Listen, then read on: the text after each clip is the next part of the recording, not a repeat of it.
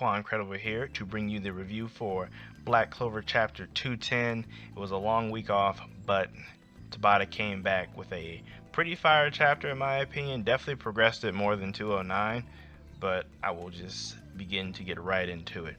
So if you remember, last chapter ended off with Nero or Cersei just basically hoping a lot that Asta would win and land that final blow on the devil, and it literally picks up right where that left off, with the devil just talking a lot of trash, as we have become very accustomed to, and Austin, more or less just fighting off his huge mass of otherworldly mana. And then it's also, as stated, anti-magic must be effective, which is why he's angry and stopping them from even getting close to him. And you can even see in this panel of the devil that he has a visible cut that hasn't healed, and I'm assuming he can't just say heal to heal it, or else he would do that. But it's crazy. So you see he has an actual cut. His hair is like a mess. It was kind of together before, but you can definitely see he's visibly irritated. He's actually angry. And I guess this is kind of weird, because I thought, it seems weird to think that the devil might be this might be it to him. I guess I was holding out for a Frieza-esque final form, or a transformation or something that shonens are really well known for at this point. But I think this literally might be the extent of him. I mean, granted, not saying that it's weak or anything, but it's just, I don't know, I always thought there'd be another layer to him. But aside from that, Asta notes that he's nearing his limit, while Lumiere and Lich are basically saying that we have to leave this to Yuno and Asta, while they choose to protect everyone in the Shadow Palace. So it's also this time that it flashes to Jack and Noelle versus Fauna, which it's funny, they've been fighting this entire time. Fauna notes that they shouldn't be fighting anymore, or they can't stay and fight. It's funny because I feel like the elves, once Lich a few chapters ago unleashed that elven demon dweller spirit bomb type move, I feel like they all immediately knew what was going on. And this fight between Fauna and Jack, she probably knows that, okay, wait a second, Lich is back and he's fighting something bigger, I shouldn't be fighting him. But Jack, being the kind of person he is, definitely isn't going to let her get away. However, it is during their fight that this huge blob of otherworldly mana comes down and interrupts it, and that's when Nozel swoops in and saves Fauna. I'm not for sure exactly why he saved Fauna, because literally, he just got done fighting Partry, and granted, he agreed, Partry agreed to help, but I feel like to Nozel, the rest of the elves should still be more or less on the line of enemies or not.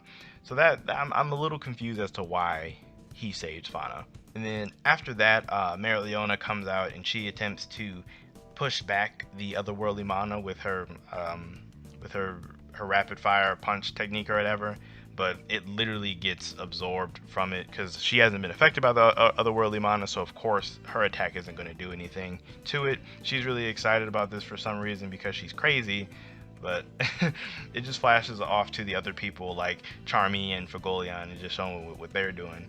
And is at this moment, at Lich and Lumiere's combination magic or union or fusion magic, whatever translation you read, I know they all call it something different, but Lich basically uses his demon dweller sword as more or less like a catalyst for Lumiere's light magic. Lich is connected to all the elves in the palace in some weird elven connection, so this allows Lumiere to shoot his protective light to all these areas, which coincidentally all the captains and members of the Clover Kingdom are near elves, so it works out to where the light will go to the elves, and then the light that it'll basically protect them. It'll protect the people in that immediate area that elf is in. So it works out to where everybody will get protected. It's pretty cool.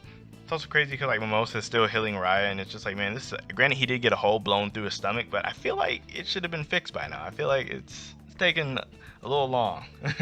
But Lyre basically tells him that this is Lich's and the first Wizard King's magic together, or he says your prince in this translation. And it's funny because Nozel kind of questions that, because he wasn't there to see him come down. The only people that even are aware that the first Wizard King are there would be Asta and Yuno. In terms of the current members of the Clover Kingdom, no one knows except for those two. So that's really funny.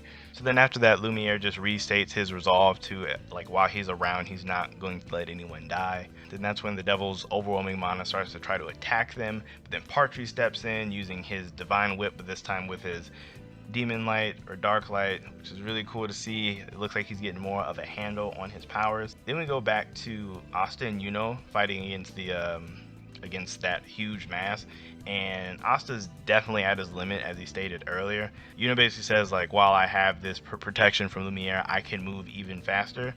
And he's like, so I'll, you know, work on this and you focus on getting off that final blow. It's also crazy to know that Yuno is just openly talking about this to Asta in front of the devil, because he can 100% hear them, and he's like, your sword is never gonna reach me. It's not gonna happen. And I definitely think he's so angry and drunk off of himself at this point that he's not even really thinking about the other possibilities. Because it's weird. I always kind of thought that the devil's kind of smart, but his display right now, it isn't disappointing, but it just seems weird to me.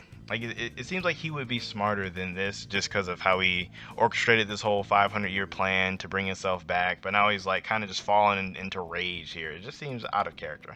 I don't know. And then after that, it flashes to Yami and Charla. Charla is attempting to get a bit closer to the devil, and Yami's also there as well because he wants to help in this. And I know a lot of translations probably have this different. We're just going to have to wait for the official to see like what really happened here.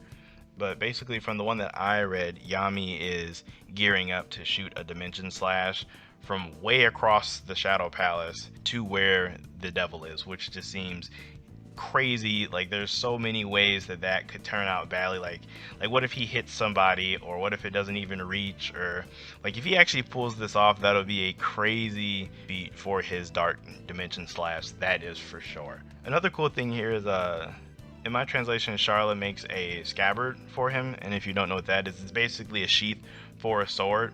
So I'm not super versed in sword techniques or Japanese sword style, but I'm assuming that means it might be more powerful or more accurate.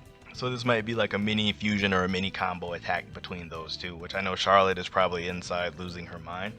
So basically that's where the chapter ends, Yami gearing up to do his attack, and Austin, you know, trying to set up that opening. And that's the chapter.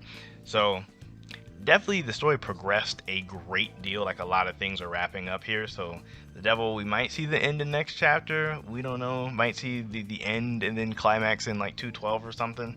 But as far as like my main takeaways or concerns or predictions, that thing I was talking about with the devil, I always felt like he was a bit smarter than the typical villain that would fall into rage, but maybe not. I mean, we still have a bit to go, so this might just be a ploy. Yami's attack, that's another thing I want to talk about. The fact that he's going to launch that across the Shadow Palace is just insane.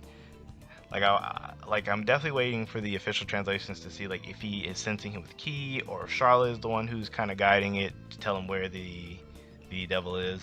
And then the other thing, that Gildre and Ravici are still just kind of just floating around here somewhere. They're definitely in here, as well as Rades and Voltos are definitely still here. So like, those two parties, granted, they definitely both possess the means to avoid the goopy stuff or the otherworldly mana. Like, Voltos has spatial magic, so he can obviously teleport himself somewhere else, him and Rades away. And Gildre with his permeation magic can definitely keep him and Ravici safe. But it's just strange. Like, I feel like they definitely have to play a role at some point. I don't know what they're going to do, but they definitely have to play a role. Outside of that, let me know what you guys thought of this chapter. I know we're definitely nearing the end here, probably like two or three more chapters here, and we're gonna be wrapped up. Let me know what you guys think is gonna happen next. Feel free to share and sub, and then outside of that, I will catch you guys in my next video.